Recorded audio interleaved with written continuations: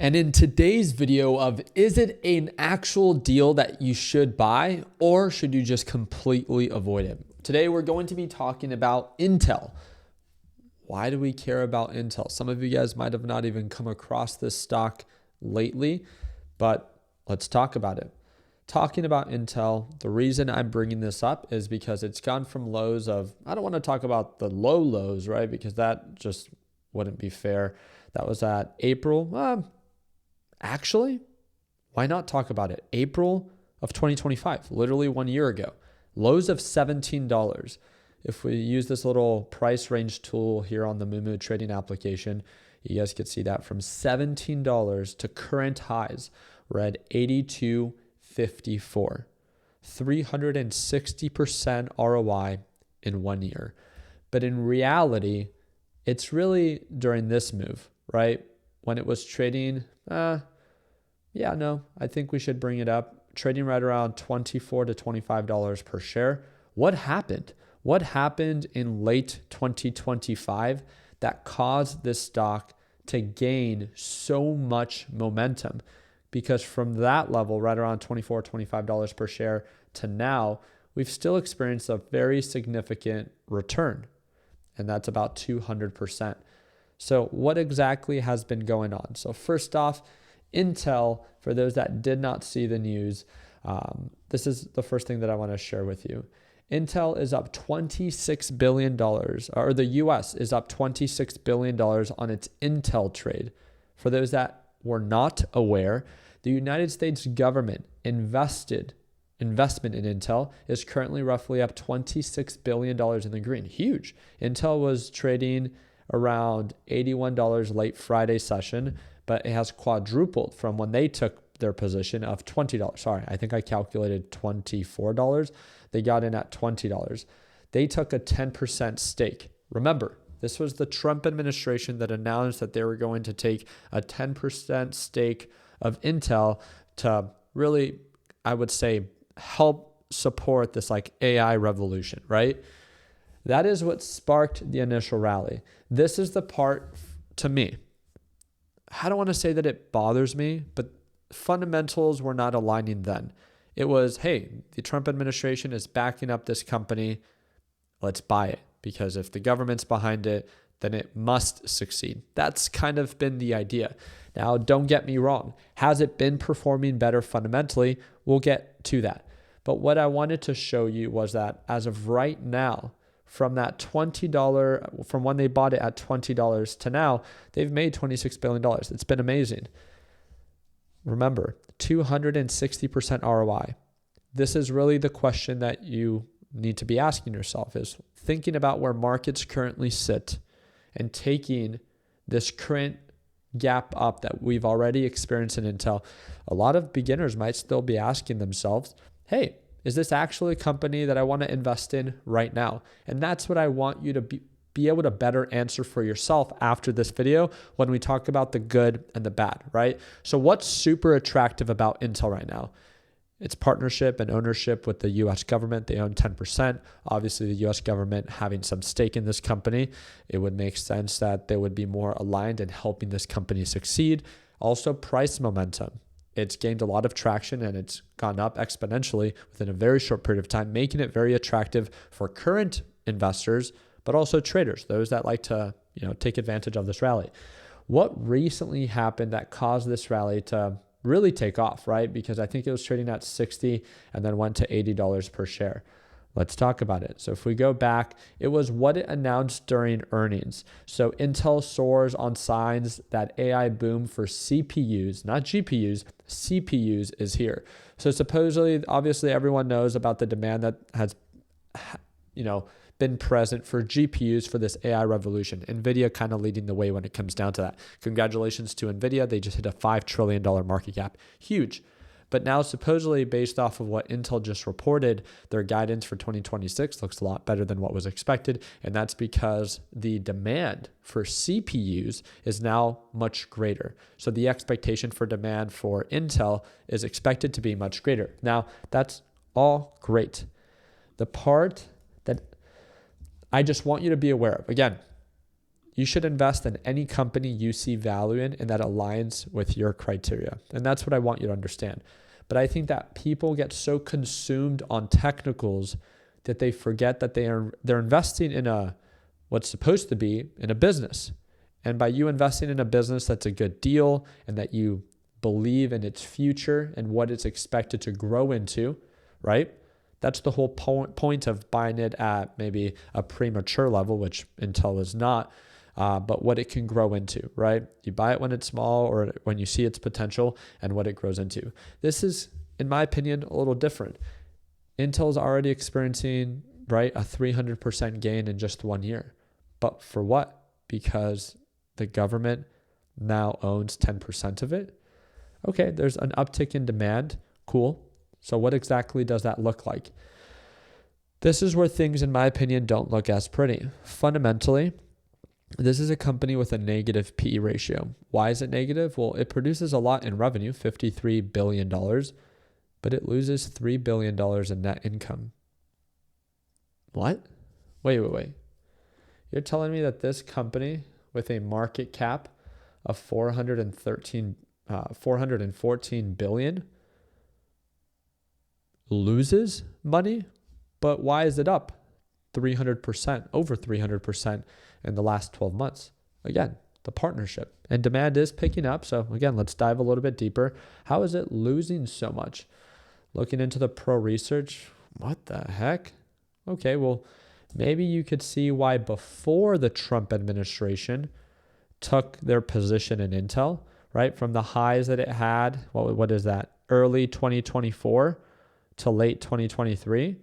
It went from highs of $50 per share all the way down to 17, right? Trump came in and was like, no, Intel's a great American company. We want to help it succeed. And that's great. Obviously, it's succeeding technically based off of its valuation.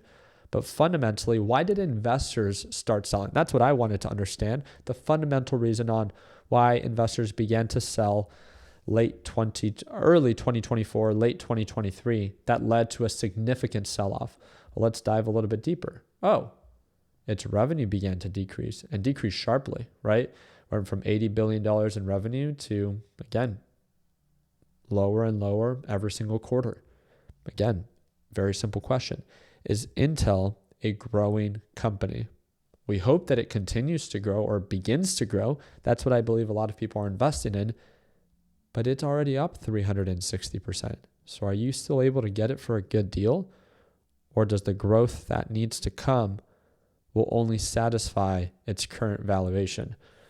And again, when we look into this and you look into it a little bit more fundamentally, you can see how it's been losing so much money. Its margins are razor thin. And this is where I began to ask myself, okay, well, let's compare it to like the most perfect stock out there. NVIDIA. I think that we can all agree that NVIDIA is just like the most successful company that's publicly traded as of right now. It has a 40 PE ratio. Yeah, it's not super low, but its revenue is $215 billion and its net income, right, of what it actually makes in profit, $120 billion. This company prints money. So yeah, it has a high valuation. It has a relatively elevated PE ratio, but it prints money. It earns, that valuation based off of it's a money printing machine. So I asked Warren AI a very simple question. Warren AI is pretty much like ChatGPT, but for investing pro. It's more tailored to investors and traders. And I asked it a very simple question. How much does Intel have to grow in revenue to trade at a 40 P ratio? Because remember, right now, Intel has a negative P ratio because it loses money. And it made it very simple. Well, it would have to be able to increase 150%. It would have to boost its revenue annually $80 billion, 150% increase to justify its current price at a 40x ratio. That is just to satisfy its current price. But Ricky, eventually it should get there. Okay, then eventually it should satisfy its current price if it explodes 150% and its revenue increases by $80 billion a year. Now again, Do you think that's realistic? I like to put things into perspective so you can see how much of a premium people are paying right now for this company. Because by you understanding that, I think that it shouldn't scare you from investing or trading in Intel. I want to say more trading Intel, especially as direction is so favorable. I mean, it pushed up 23% in one day, but based off of analyst and fair value, it has 37% of downside. Net income is expected to grow. I think that's important to acknowledge. CPU growth is expected to be here for 2026. I think that's great. But is it going to grow 150% soon? Because if not, then it's still incredibly overvalued. Because remember, that was a 40p ratio. That's what NVIDIA is currently trading at. NVIDIA is the top of the pyramid, right? Intel is not. Again, is it a good deal? And I think when you begin to look at the numbers, it becomes less about opinions and more about how aggressive you want to be, how willing you want to be to overpay for a company that you know is expensive. What it's currently producing in profit as a business is embarrassing. It loses money. And yes, it's growing, but it's going to have to grow at an astronomical rate to even just satisfy its current valuation. And I think that that's really where you have to begin to ask yourself of, okay, maybe I just will focus on trading this stock if direction is still favorable, but maybe not holding the stock, because when reality begins to sink in, and let's say no one can predict the future, right? But let's say that all of a sudden markets enter some form of downturn. It's always the most irrational stocks that will crash the hardest. You let me know what you think. A company that's gone up 360% in 12 months, when fundamentally speaking, it still loses billions of dollars a year. Do you think that this is something that investors are going to feel comfortable holding, knowing you're paying a huge premium, or is it likely to correct? And then again, that's when I wanted to dive a little bit deeper. And if I'm not mistaken, I went into shareholders and I looked at shareholder activity, and I saw recently what's been going on. Early April, as it was still going up, a lot of institutions were adding to it. And then all of a sudden, April 23rd, just 2 days ago, that's Thursday and Friday, shortly after it reported earnings, right? Institutions began to sell. This is in the number of shares, and to my understanding, this is the number in dollar values: 65,000, 330,000, 850,000, 2.3 million, 2.5 million. Again, so if insiders are beginning to trade at these elevated levels, does that mean that we should buy, or are people or institutions beginning to take profits at these elevated levels to maybe just play it safe? So just in case there is a pullback, they don't give back all of this great money that they've made within a very short period of time. So again, circling back, where do we go from here? I think it's pretty straightforward.